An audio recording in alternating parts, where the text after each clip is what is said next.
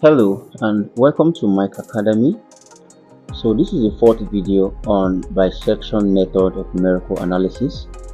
For the previous three videos, you can do well to look up the description of the video to get more detailed examples solved on this topic.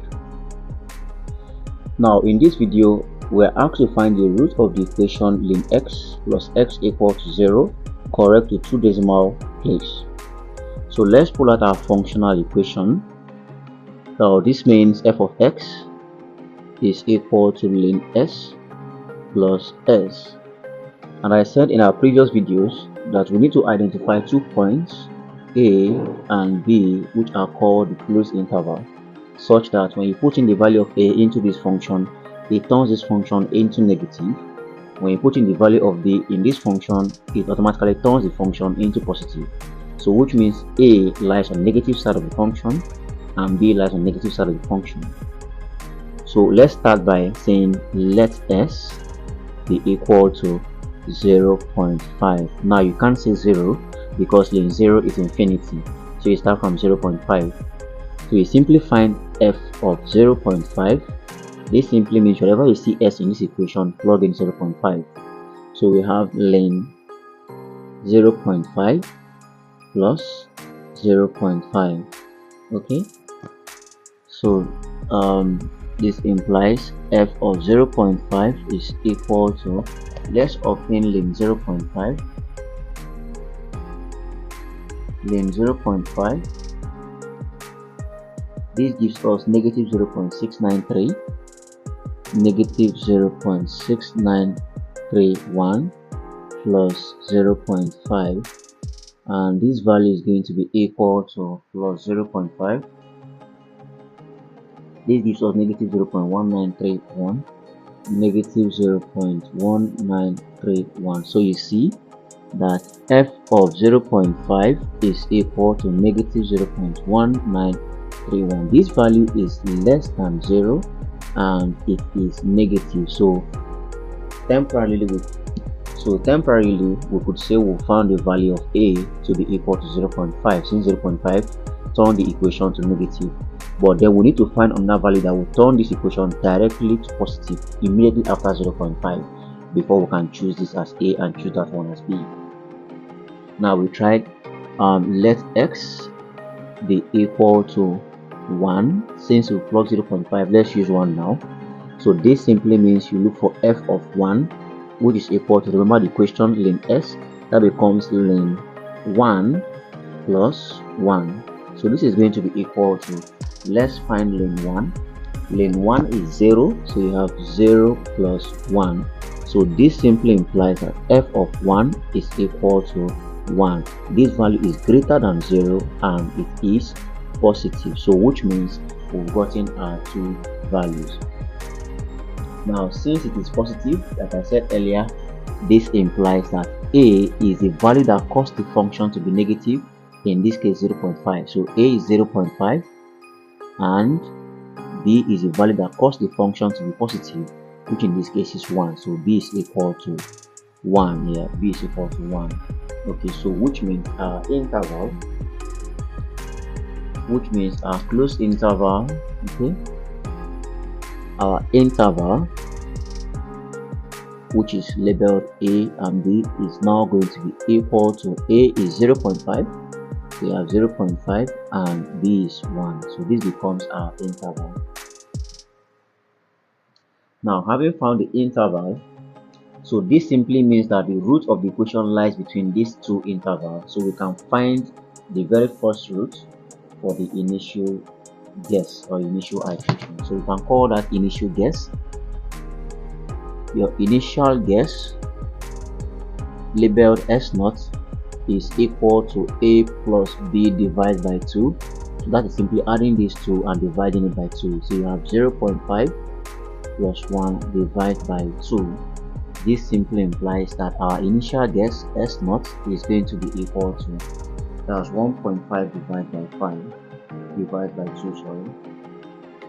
That gives us 0.75. So S0 is 0.75. So if you have S0 as 0.75, then you start your first iteration.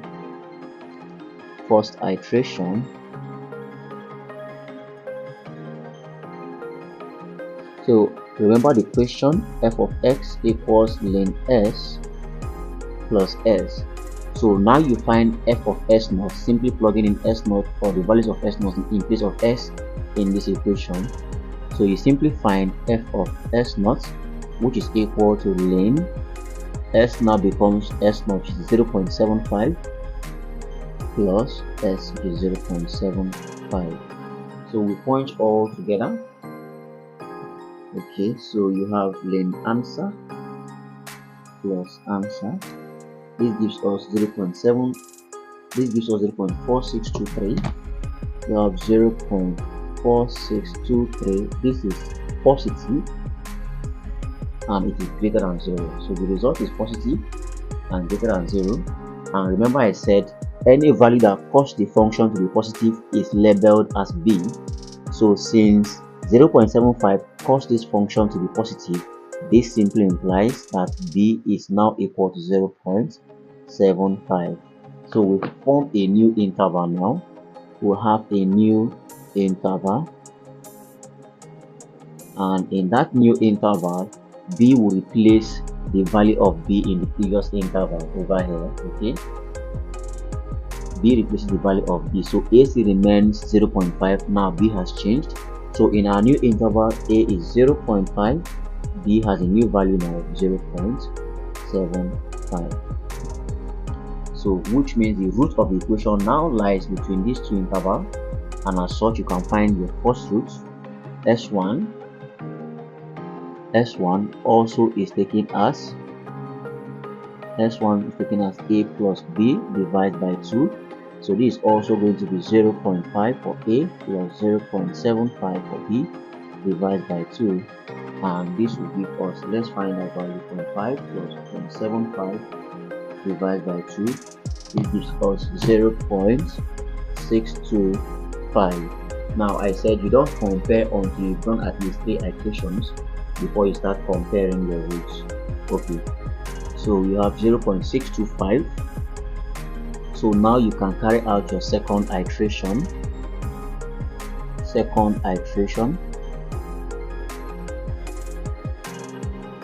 Not forgetting f of s is equal to ln s plus s.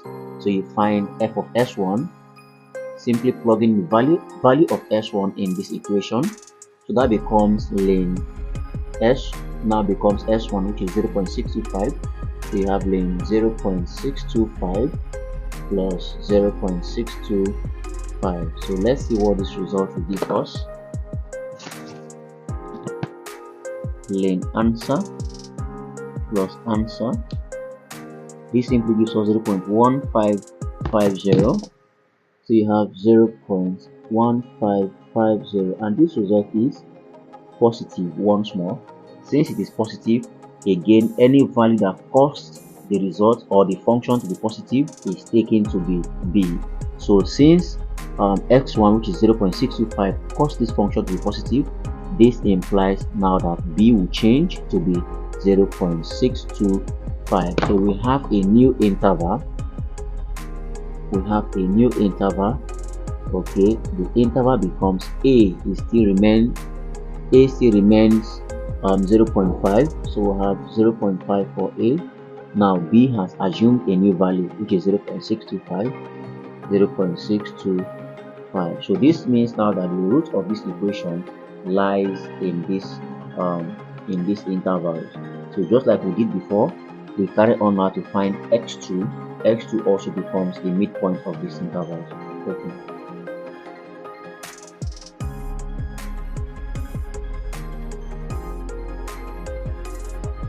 So we find the second root, s2, which is also a plus b divided by 2. So in this case, a remains 0.5 plus b is now 0.625 divided by 2. This is going to be equal to, so we have 0.5 plus 0.625 divided by 2. That gives us 0.5625. We have 0.5625. So this becomes our second root. Now we carry out the third iteration.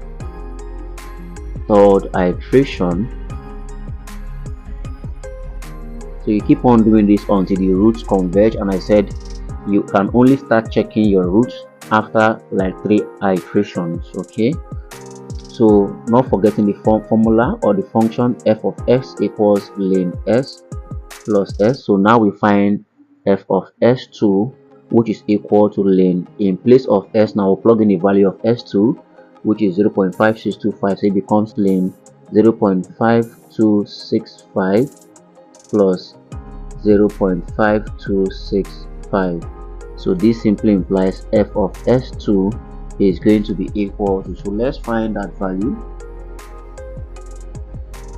Okay, so sorry, this is 0.5625, please. 0.5625. okay, sorry for that error. That's 0.5625. so we'll find len 0.5625 plus 0.5625. this gives us negative 0.0129. we have negative 0.0129. now this value is less than 0 and it is negative, and I said once a value causes the function to be negative, that value automatically is taken as a. So this simply implies we have a new value for a, and a is equal to s2, since s2 caused this function to be negative, and s2 is 0.5625, so it means a becomes now 0.5625. so we have a new interval now. Okay, we have a new interval, and our new interval becomes a now is changed. This is not different from the previous interval. We now change a, instead of 0.5, a becomes 0.5625. we have 0.5625, and b remains 0.625. so that's our new interval. Now this means that the root of the equation lies between these two intervals, right? So we find the third root. So this simply implies s3, the third root, is going to be equal to again a plus b. So simply adding these two and divide by 2, we have 0.5625 plus 0.625 divided by 2. So this simply implies the third root s3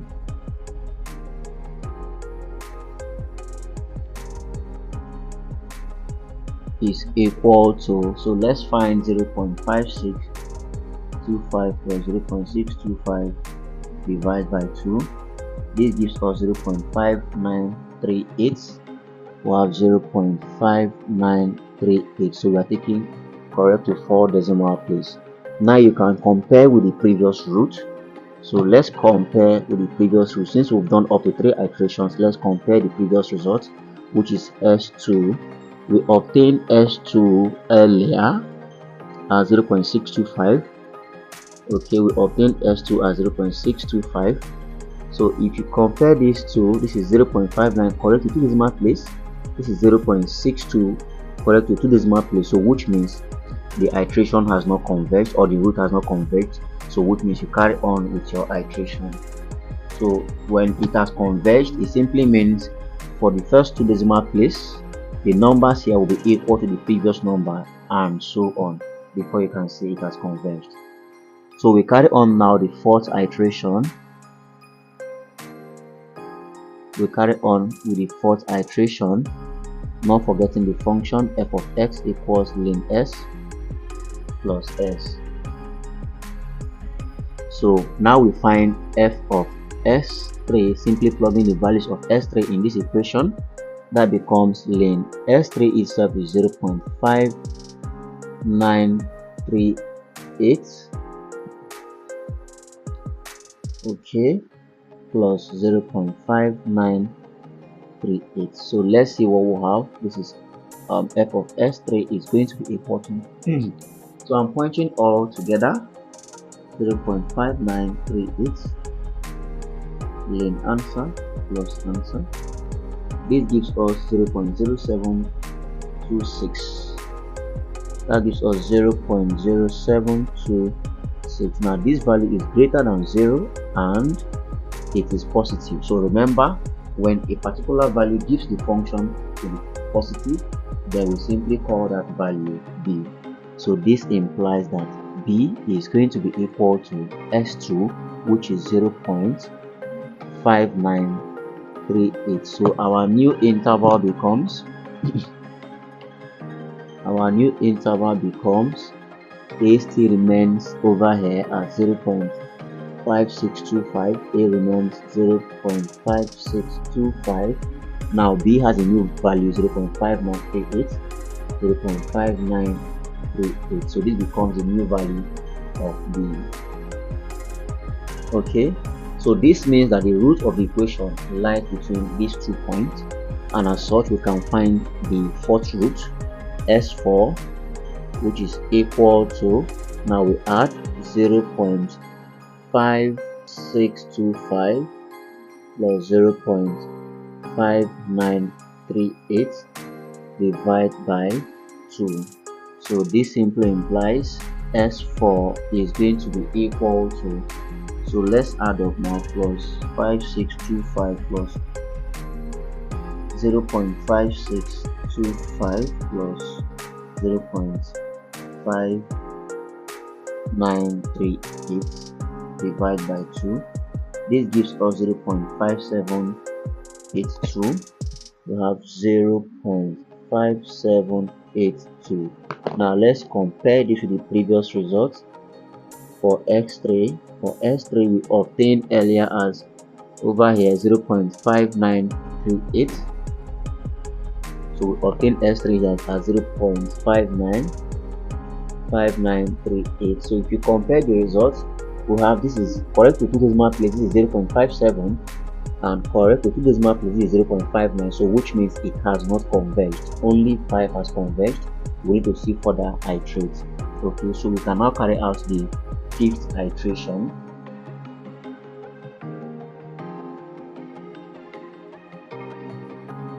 So we carry out the 5th iteration.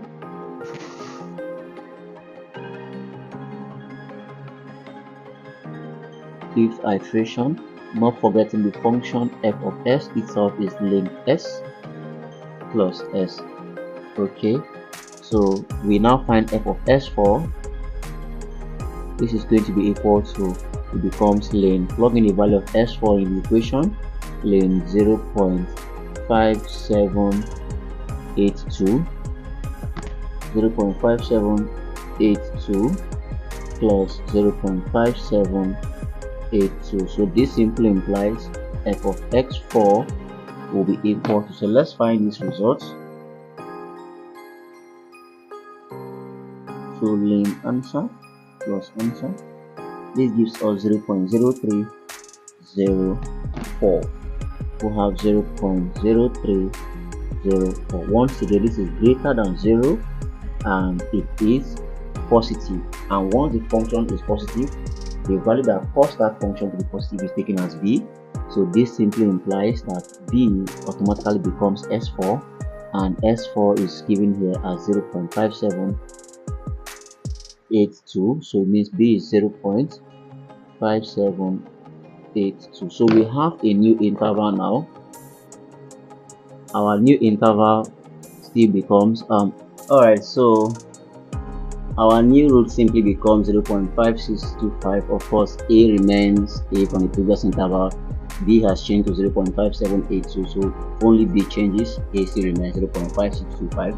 so this simply means the root of the equation now lies between these two intervals, and that will help us find the 5th root. So let's get straight to find the 5th root. So we have our interval, so our 5th root s5 is going to be, we sum them up and divide by 2, 0.5625 plus 0.5782 divided by 2. so this simply implies s5 is going to be equal to 0.5625 plus 0.5782 divided by 2. This gives us 0.578. This gives us 0.5704. We have 0.5704. So let's compare this with the previous results, which is S4 S4. Okay, let's pull out S4, see what we had there. So if you take a look at S4 here, we had S4 to be 0.5782. So let's plug it back.